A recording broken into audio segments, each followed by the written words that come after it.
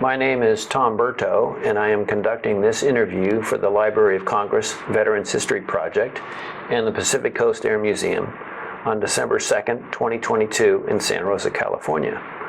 I will be interviewing Carroll James CJ Stevens, who served in the U.S. Air Force from June 1960 to September 1980. CJ achieved the rank of Lieutenant Colonel.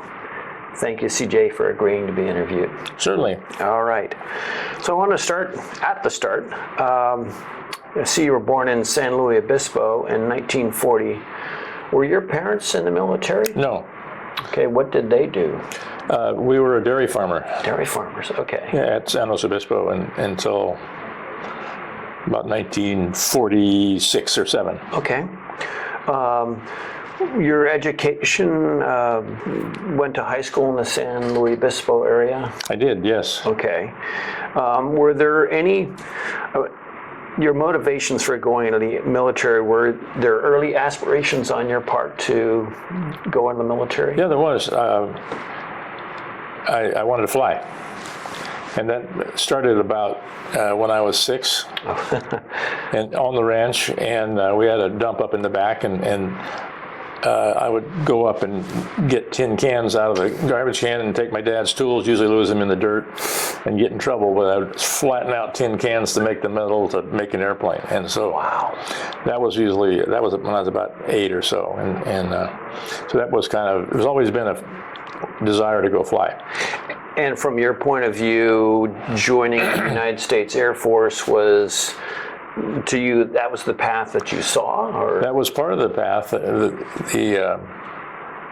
It got serious when I was probably 10 years old, and therefore hanging out at the airport, joined Civil Air Patrol as a cadet, and so I was always around airplanes in that regard. And so my aunt was a flight instructor, owned an airplane, and had a little airport on her ranch, and she was about 5 miles away. I went over there one time with my parents, and she took my father flying and took my mother flying, and then when she landed, she says, "Do the boys want to go?" And my dad says, "No, they don't want to go." I'm going like, and she taxied away, and so that was the end of that. But didn't squelch my desire to go flying at all, and I pursued that pretty regularly. Now, before you joined the United States Air Force, did you go to college? Or? Well, that was part of the problem. Was as a teenager, I wanted to go in the Air Force. I needed a college education, but I couldn't afford it. We didn't have any money. We were pretty broke, and so that didn't seem an option. And so I didn't take much college. I went to junior college 1 year, and then after that, I found the Civil Air Patrol and the Air Force had a aviation cadet program where you could go in without a college degree and become an officer and a pilot at first, but they closed that program a month before I was accepted for it. So I mean, I filled out all the applications to go and was accepted to go as a pilot, and they called me a month early before the time and said, we can't go, you can only go as a navigator. I go, I'm not going to go as a navigator, I really wanted to be a pilot. Well, eventually, about 6 months later, I realized they weren't going to own pilot training to cadets again. So I said, well, I will go in as a cadet navigator student, get my commission and wings, and then the recruiter says, "Oh, you can transfer right away and become a pilot training." Well, that right away wasn't going to happen, but that's the sales part of the. I see. So I said, well, I'll go in as a navigator student. My brother got killed right about that time in an airplane, which didn't change much, but it just was one fewer defeat at the family table. Was that civilian accident? Yeah, he was a charter pilot at the local airport and basically made a mistake and flew into a cloud with a mountain on it. So, and so it didn't change much because it made you wary of flying, what it could do to you. Sure. So that was kind of how I got there. And I had done a lot of things about life prior to that. I'd been a commercial fisherman, I'd been a logger, and a lot of things while I worked my way through school, various places. And anyway, so I ended up in July of that year, I think it was, to go in as an aviation cadet. I see. And so you started out as a navigator. Now, you mentioned earlier that you had been involved in the sedan test. Oh yeah, sedan came along pretty early in that program, as long as a lot of those kind of things did that. So I went as a navigator, not a bad program. As a cadet, I came out knowing I still didn't want to be a navigator, but I had the commission and I had the wings. So when classes were distributed, or you got your class choice at the end of graduation, and the graduation decided where you went. Your grades made the answer. So when the class assignment came available, an aircraft called the B-57 came down as a choice, and there was a choices of being a C-124 navigator crossing the ocean all day, or the other just routine, not particularly exciting. So when the assignments were there, I didn't know what a B-57 was, so I asked the instructors to tell me about them, what they were, and not an instructor in the whole unit there knew what a B-57 was. I said, well, that's what I want then. So that's how a choice was. I went there by elimination, and it turned out to be a good choice. It was, I went to Albuquerque. Kirtland, right? Kirtland Air Force Base, and in the summertime, and proceeded to learn what that was all about. But basically, the job of the unit was air sampling, and we would do sampling for various various military and civilian units. And so we traveled all over the U.S., Alaska, not South America very much, a little bit, and taking air samples. But mostly in the hot sampling business, it was called, was when you were doing actually around a nuke explosion and a little bit of that, which wasn't particularly exciting unless you were at the nuke site when they were going on. So I did that about a couple of years, I think, as a navigator, and so the squadron commander was a really nice guy, and he was trying to get me to pilot training. He knew I wanted to go there. I'd passed all the tests, and he tried hard to get me to pilot, to transfer to pilot training. So he eventually declared me as an overage, as an excess person. And so when that got to the headquarters, they said, oh, if he's an extra person, they said, I'll send him to Europe. So I got transferred to Europe, and then you're just back in the mix again, and you go to training. So then the European says, oh, if he's an excess, we'll take him, and didn't go to pilot training, but I went to Europe for a few years. So that was, so to establish the thread then, you entered as a navigator. You were stationed in New Mexico, flying out of Kirtland, in Albuquerque, and it was at that time you were the navigator in an RB-57 that was doing the hot sampling? Well, we were doing both hot and cold sampling. Hot and cold sampling. Yeah. Now, in the event of a nuclear test, like Sedan. How choreographed was it? I mean, how precisely planned out was the timing and the route and that sort of thing? Well, that was an interesting, I think one of the most interesting flights of all, but the squadron was a normal sized squadron, so there were about 25 navigators or so in it, and you were just in the routine mix of doing the job. And so when Sedan came along, I was happy to go do it. Was a smaller bunch of the squadron was selected for that. But so the project was launched out of, it was out of Las Vegas, out of Nellis, but it was also out of Indian Springs Air Force Base, which now is called, is that Kirtland? No, it was not at Kirtland anymore. We did it out of Indian Springs, and they changed the name of the base here since I was there. But, I see. And so, but that was pretty special, and it was like pretty isolated. the military, or the people doing the exercise and our system, we didn't do much to protect you from a nuke. There was, Right. we would wear normal flying gloves, normal helmets, but when you were around the hot sampling, you'd simply use masking tape to hold your sleeves down to your gloves and your collar up to your back of your helmet.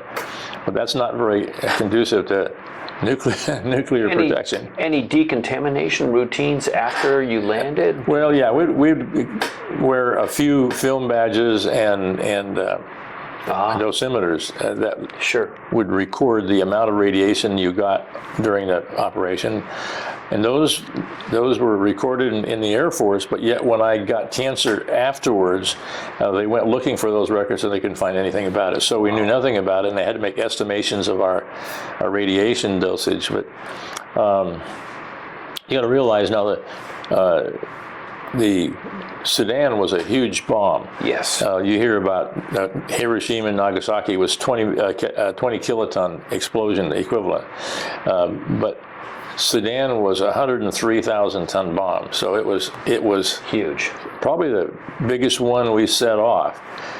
It was buried by somebody with a big shovel. It was buried 1,000 feet deep, and set off by remote control. And so our job was to fly through the bomb explosion. It would go up with this huge cloud would go up. The cloud went to 33,000 feet, which is bigger than any kind of bomb. It was actually left. The biggest hole ever made in the United States was made by that bomb, and I got to fly through it. So I'm one of the two people that, two crews, there was two people got to fly through this thing, which is pretty awesome. The job was to fly into the cloud at 45 minutes after detonation and stay in it for 45 minutes, going around and around and around. Wow. So that's pretty unusual. The first crew that went through at 5 minutes, and it hit so much dirt it destroyed the airplane. Actually, the dirt was still up coming down. It went so high. It lifted 100 million tons of dirt and sent it skyward. Yeah. And came back down again. So, and there was only two crews that went through it particularly. We chased it for about 48 hours. The ground crews would follow it. Did it drift eastward or something? Yeah. We sat there for almost 2 weeks waiting for the wind to get exactly right, because they knew it was going to go towards. It went to Nebraska actually. Okay. And so, once it went off, the ground crews were following it in vans and getting farmers out of their farm as nuclear cloud came this way, and they made sure it was safe before they went back in, in the form of teams of moving things. And I guess the cows didn't move. But were you able to witness a detonation? No, we were on the ground. We took off at about 30 minutes after. I see. And we were sitting on the bench outside the ops building in Indian Springs Air Force Base, and the bomb exploded about north of there, about 35 miles. It was about 100 miles from Vegas to the bomb site. So we heard it count down. We heard the countdown on the radio and waited, like we launched at 35 minutes, so we stood it up, jumped in the thing, and went out and did our job. And so that was the whole routine. Nothing really exciting or special, other than that it just looked like an instant thunderstorm over there in a clear blue sky. We'd drift out across the clouds, and we'd hear the ground crew chasing after it and stuff. And there were other hot sampling missions as well? Yeah, I did about 20. But they weren't. That was the biggest one we did, and we did them from 0.2 or 0.02 KT, which is, you can almost hold those in your hand. They're really not very big detonations. We would see some of them. There was one was a 20-ton or something like that, and we were airborne at that, and we were watching right where it was supposed to go off, and we heard the destination countdown. We thought, is that it? It was we couldn't be sure we were even looking at it. It was so small. And so, if you haven't seen the picture, there's a picture I got on my phone. I've flown it since the old days. But looking down the site of it, it's about a 10-mile square site out there in Nevada, and there's about 1,000 craters out there, and they are from anything from tiny to Sudan, which is the biggest of all. It's like a flattened out golf ball. Yeah. So it's pretty interesting to fly over it now, and you can see it from Google Earth. So I went in the simulator, the flight simulator that we have here at the museum, which was taken from Google Earth. So during the COVID virus, I was home one day. I thought, I'll bet those holes are still out there because, they haven't been filled in, and so they just try to keep people out of them. And so I went out in the simulator and flew over in the F-14 virtual reality simulator, and it's as clear as you're flying over this afternoon in the clear day. And so I made a video of flying over that crater and looking at Sedan. And everybody assumes it's real. Well, it is real, but it's real photography. Google Earth. Yeah, that's right. So that's pretty interesting to look at when you realize that that's how many bombs went off, and most of them are nukes. I'm not too sure. That project was actually a civilian project, not a military project. Plowshare. Yeah. Plowshare was the name of the operation, and it was funded by a civilian funding military. Let me say. A military contract with a civilian somehow, and I don't know how that money changed to do that, but the project was for construction of huge canals. And if you could set 3 or 4 nukes off in a particular isthmus, like up in Alaska is what they were working on. There's a piece of land that's about 30 miles long. They want to cut the channel through. They think you'd do about 3 nukes in there and you'd have a channel. That was the whole idea. Yeah. It was at a time, 1963, 4? Yeah, Sedan was 62. 62, that's right. Yeah, but the project was for cratering effects, because if you set it deep, it makes a long, deep canal, but if you set it near the surface, it makes a flatter canal. So that was the whole project. And to make the crater, the Sedan crater was kind of the last one of those. But in those times, the nuclear explosions weren't very popular with the public. No. It was fought pretty strongly by the civilian opposition. And seemingly for good reasons, what were the health consequences that came on to you as to a me result? personally? Well, fortunately, nothing happened for a long time. And so I retired from the Air Force in 1980 and was flying civilian here. And a thing came along called bone cancer and on my leg. And it was bad enough that I had to amputate my leg just to stay alive. So it seemed like a good option. A lot of people probably would have went the other way for me, but just to get rid of me. But you never know. But anyway, so I got cancer and I had to deal with it, and that's why I ended up with crutches, which is not a big deal. Okay. But that was directly caused. It was the military, the Air Force accepted that as the cause, and fortunately the VA has been very good about taking care of me on that regard. Good. I noticed on your DD-214 that you list that you're a recipient of the Distinguished Flying Cross. Oh yeah. Was that related to Sedan, or was that Vietnam? That was military. Yeah, that was military. Okay. So I note that you took undergraduate pilot training for about a year. So that was after that phase. Yeah. And you finally got your wish to be trained as a pilot. Yeah, I finally walked out on the flight lines. Well, it's been 10 years trying to get there. And I was, at that time, 26 years old. I've been trying to get in the Air Force for 16 years, and I finally got there. I see.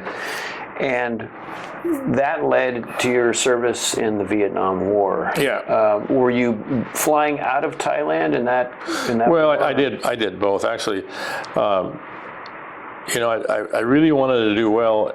So, and I'd heard many of my friends and pilot friends that had been around for now 10 years or 6 years in the military, and so they said, look, you've got to really try hard, because your assignment to where you go to fly airplanes is determined by your class standing and your grades in pilot training. That's primary the thing. So the better you do, the better you can have an assignment. And so, I really worked hard. I'm not particularly bright, but I'm determined to do things. And so in the effort, I went off to pilot training. I had a goal in mind to finish first if I could. And so I did. At the end of the class, I finished first out of 700 and got the choice I wanted. That's so impressive. It was worth it, yeah. I imagine if you were successful in learning to be a navigator, that's also very technically difficult to learn as well.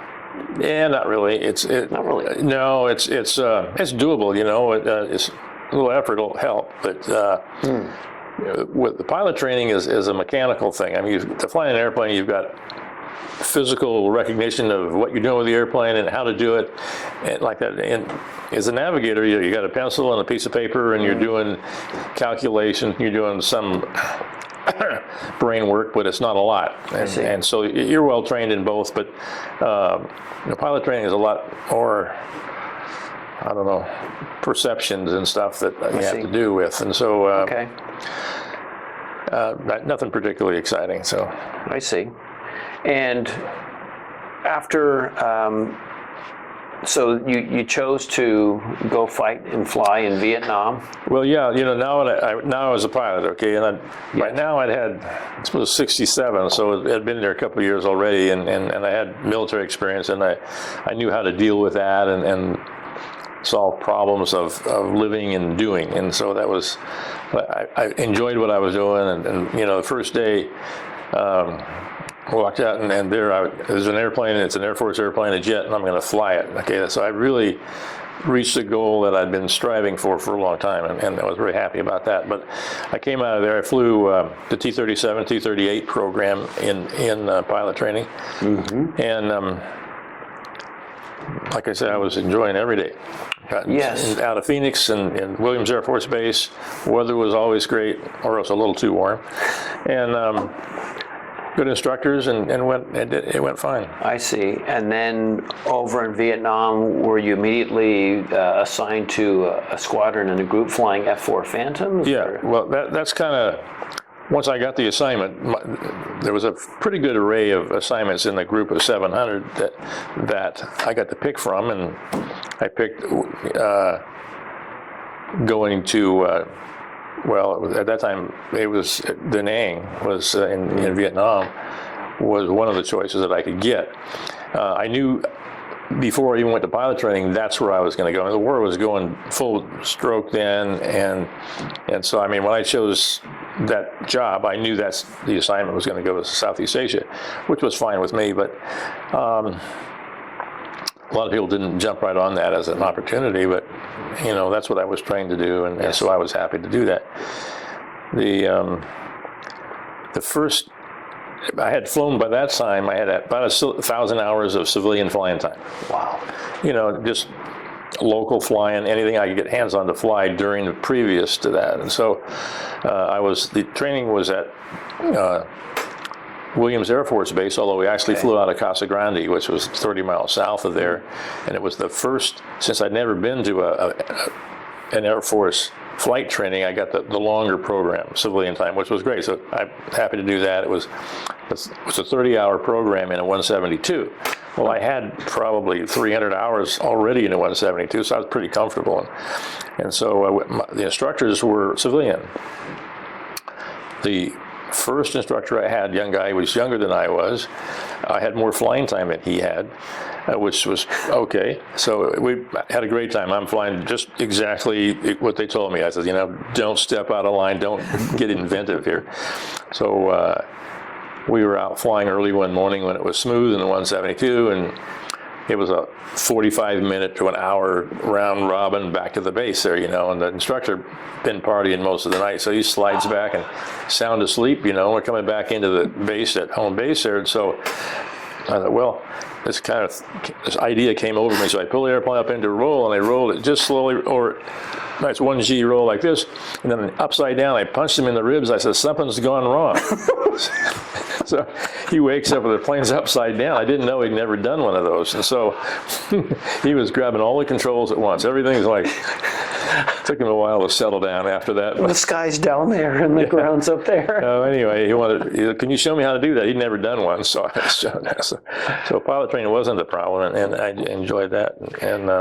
And then, so your jet trainers were the T-37 and the T-38? Yeah, then went to the T-37, which is out of Williams, and again, easy airplane to fly. I mean, it's a nice little jet, and got the opportunity to do that and not step out of line, unless I was pretty sure I was. When you arrived in Vietnam, had you flown a Phantom stateside, or was that your introduction? The program was the pilot training was T-37 and T-38. So you had about 100 hours, 120 hours in the T-38. Awesome airplane, great flying, and so you could do that twice a day and have fun. Wow. But I knew graduation, pack your bags, you're going to Vietnam, and the base, the choice was F4s. It turned out that the F4 was brand new to the Air Force. I was brand new to the F4, so we both got started together at the same time, which is a real advantage, of a new airplane, and it's going to be around a while, and I'm going to be in it for a while, and Sure. so those things in flying, that's a good thing. So that version of the F4 was the one that didn't even have a gun. That was, the C model. But the E model had just come on board, and so I went over there in E models, which did have the gun. I see. Which was great to have. I see. If you want to shoot somebody. And you mentioned Ben Het, that you participated in that skirmish or conflict. Yeah, it wasn't too. You didn't really know what the program were. They have these little conference or a little conflict that you're involved in. You kind of may know the name, you may never know the name, and Ben Het was a place. And was that ground attack? Yep, the F4 was primarily ground attack. I mean, it had an air-to-air role, but the Air Force, most of us believed, and I still believe, that the Air Force did it pretty old-fashioned and probably not the best way to do it. The opinion was the F4 could do everything, so the crews could do everything. So you're taking on a lot of different things with an airplane. So you realize I go over there, my total military time was 40 hours of flying time back, in training with the F4, which isn't very much to do the things you have to learn, especially a new guy. I was officially a new guy, but I mean, even with more flying time. But so you've got to learn all the things that the airplane can do in a short amount of time. Then you arrived in Vietnam in 1968? That sounds right. Okay, that sounds about right. Okay. And you were there for several years. Yeah, actually, that was a one-year tour, and when you left here, it was a permanent change of assignment to go over there. I mean, it wasn't just a temporary duty, so I mean, that was home to me, living at Da Nang. My wife lived in, right down the street from here in Wik Yep. I see. And so when I was there, the wife and at that point I had 2 kids, and so they were there permanently, and which is different because so much of that was TDY, they called it, was temporary duty elsewhere. So temporary duty, you don't ever get a chance to become part of the place, and so that was Da Nang. When the shred out came of that assignment out of pilot training, when I applied for it, to go my assignment, everybody said the coding is 15F for front seater and 1115 R for backseater. Oh, the occupational specialty. All my classmates said about taking an F4. Nobody before that had gone to the front seat of an F4. And so they're you're going to go to the back seat. And so I called the personnel twice to make, this is a front seat assignment, because nobody else had ever gotten one. And the back seat was the weapons system officer, and you're the pilot. Yeah. So I'd be back as a navigator. I would have lost come right back where I didn't want to go. I see. And so, they said, no, this is the front seat F4. And I thought, okay, I'm going to the front seat. So to be clear, you were in Vietnam for a year or for 4 years? That was a one-year assignment. They were just doing one-year assignments, and so the people that took the back seats went over Vietnam back seat and came back in a year as a back seater. Then they say, if you want to upgrade, we can upgrade you to the front seat. Yes. And they said, but you have to go back to Vietnam for another year before we'll upgrade you. Well, that didn't make a lot of people too happy, And so, but that was just going around. So that's why my friends were all, are you sure you're going to the front seat? And so, yes, I was. And I was one of the first, the group, I think the first 6 that ever went over in the front seat. And how many missions total did you fly in Vietnam? Well, let me see. I flew about... We didn't keep too track of them. There was several things going on there. When it was getting pretty hot and heavy as a fighter pilot over there, the Thud pilots, the F-105 pilots were getting a lot of losses. The reason they got a lot of losses was our tactics weren't very good. They were using the wrong things to make it work over there. And we didn't have very good defenses. The ECM, electronic countermeasures, and the chaff, and all that tactics of using that stuff and having that stuff hadn't evolved much. And so the losses, they go out and come back with what I considered really bad losses. I mean, they might lose several in a day. I mean, that's a pretty big loss as far as I'm concerned. Yes. But so when I went back a second tour, just aside from that, I went over there in a similar sized wing, flying F-4s with modernized tactics, better training, and better equipment. And so we flew in 6 months. We flew 10,000 sorties. We never lost a man. We lost a couple of airplanes, but they're expendable. But compare that with the first time, it was about the same size of wing with the same number of people flying about the same number of sorties. They were losing several a day. So it was quite a different loss rate. Now, that you can argue, well, that maybe it was more serious ground fire. It may have been, but that's a big difference when you lose that kind of people. What wing or squadron or group were you in when you were over there? First time I was over there in the F-4 was I want to say 49th Attack Fighter Wing. Sounds right. Okay. 366 Attack Fighter Wing. Okay. When I went over there, I had this stuff on notes, but we left in a hurry, and I got the notes of other stuff. So sure. Anyway. But so yeah, so there was you lived there. You lived in the barracks, which was nice. We were air conditioned over there. That's a pretty good deal, and not everybody was. A lot of the GIs would live in an unair conditioned places. So what action led to you being awarded the Distinguished Flying Cross? Oh, it was a mission up around Hanoi in the middle of the trip. I think that was in my first tour over there. But yeah, so you're pretty well, like I say, I think you're untrained. You go over there, your first combat mission, it's your first combat mission. That's your training. You got some preparation, but otherwise you kind of learn as you go. And I came out of there with pretty low time, but you learn fast, and there is some training. But so yeah, you know that mission was on my first tour, and basically when you go up around Hanoi, it's pretty hot and heavy. There's a lot of ways they can shoot at you and hurt you, but it wasn't something you think about much. You know, people want to know, well, how do you get up in the morning and go out there and know you're going to be shot at by everybody in town and be comfortable with that, and I don't know, have a quiet breakfast and don't think about it. It's pretty much it. But you're just used to it. It's part of the day, and it wouldn't occupy your mind a lot. You'd probably go a little bit more over the details in study prior to a tough mission, you know. But we'd fly right up to the package, and it didn't change much over time, but it was generally dropping bombs. You had a certain amount of defensive stuff, and you'd fly in a group as big as 35 airplanes or more. So you're busy doing your job, so everybody else wouldn't be hurt by your mistakes, and so that's how it went.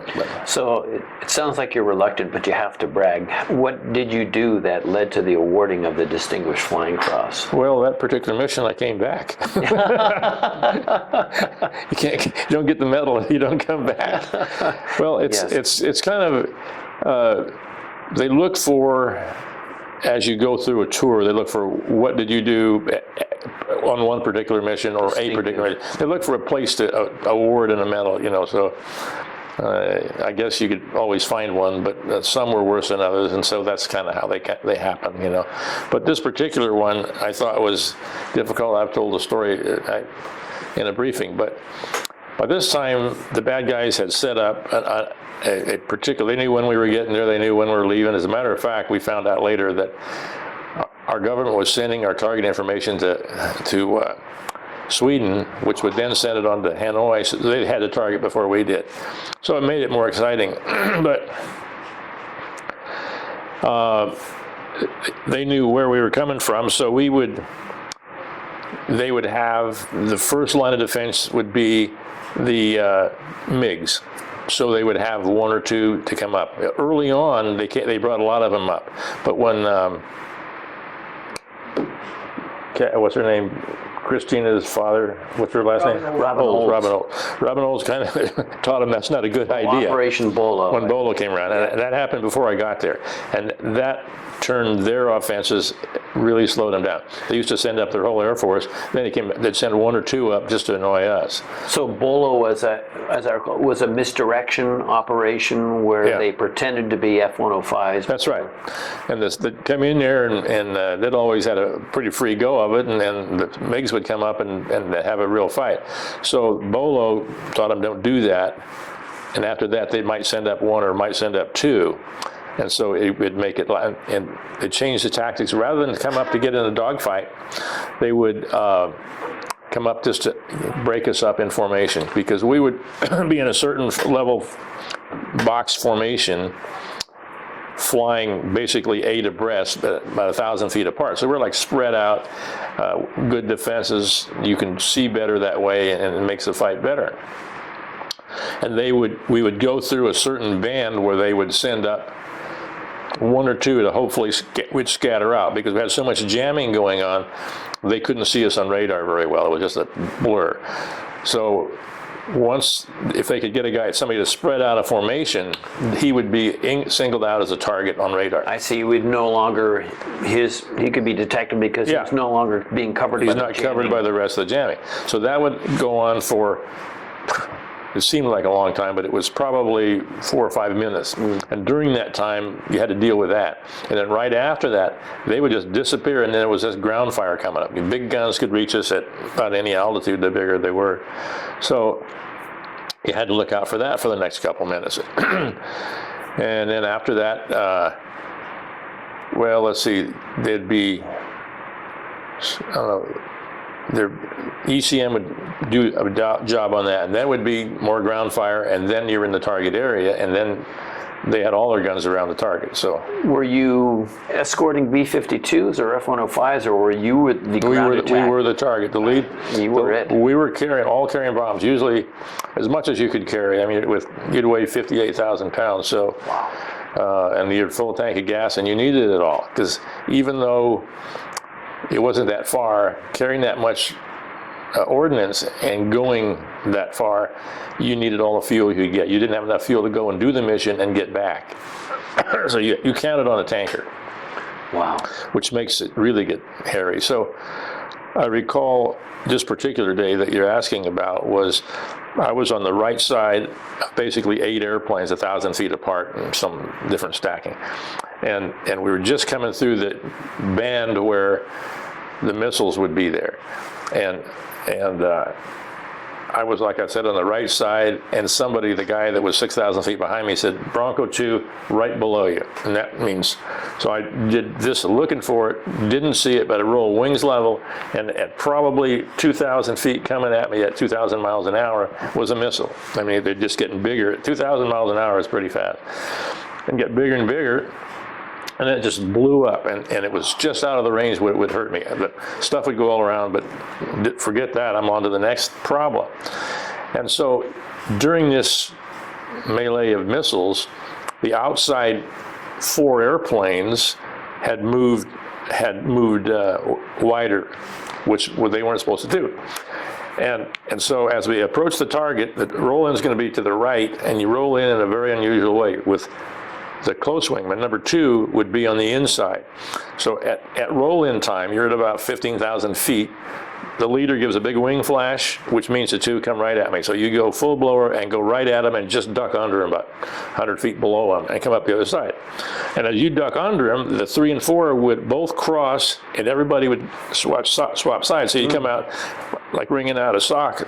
It'd be 4, 3, 1, and 2. But everybody be on the side. And now at this time you're coming down about 45 degrees and picking up speed. Well, just as this happened, I got a wing flash, and I got the missile, I got the wing flash, and I'm going, and just as I get going under 1, I look up, the 4 ship outside had climbed because they were wide. That slowed them down, so when they came right through us. And so I look up, I see leader right here. I'm going under him. I say, Broncos, break right. I think we went right. Oh, break right. Yeah, that's the proper direction.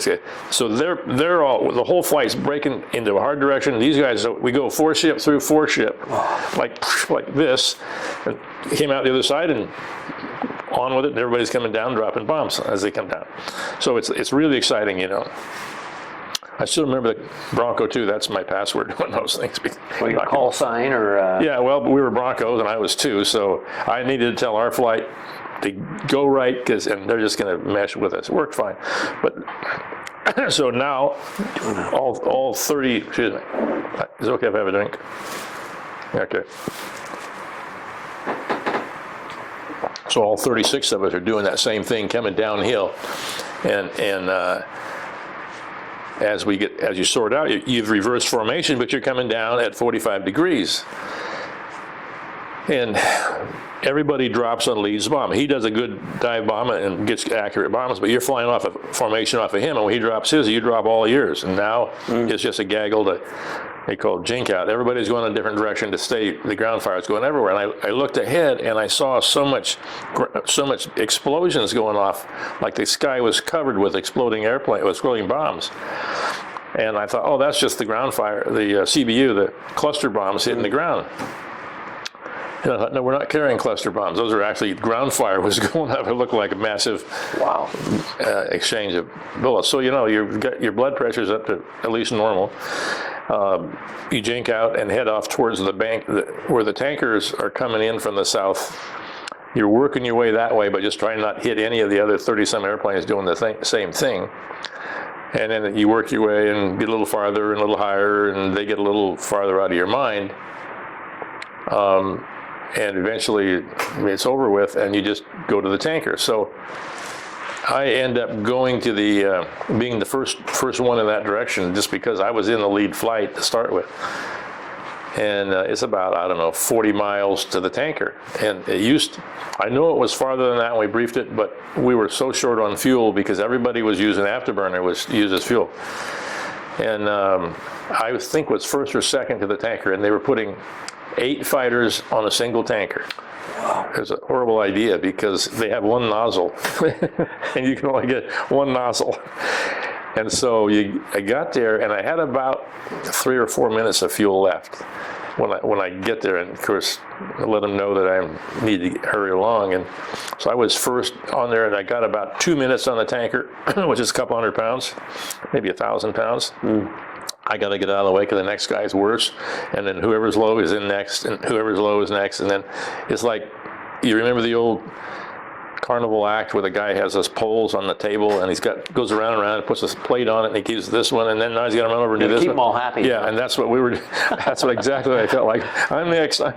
So anyway, that was the mission that was the toughest to my mind, and so we got everything there. We got ground fire, we got missiles, we got MiGs, we got, the whole deal. So to summarize, when you're rolling into the target, it's a maneuver where some aircraft are coming up and over and rolling into the target to the right. You're flying under and rolling in last. But at that moment, a missile, a SAM, came up and disrupted? No, that actually occurred just prior to that. Just prior? Yeah, that was... Wow. That was something, it's sort of like it was in little sections, this was this, and this, and this, and this was next. And so that was kind of a routine mission. But